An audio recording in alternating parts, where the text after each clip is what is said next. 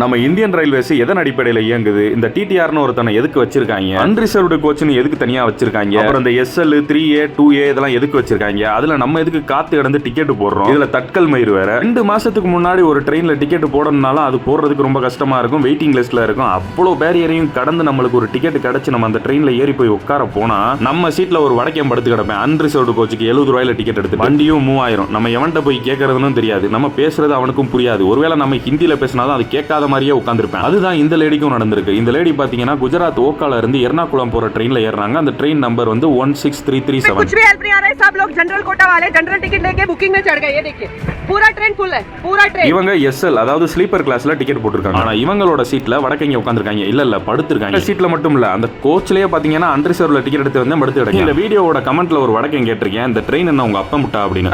தற்குறி வடக்கா, அந்த ட்ரெயின் அந்த அம்மாவோட அப்பா விட்டு கிடையாது. ஆனா அந்த டிக்கெட் காசு அந்த அம்மா விட்டு தானே.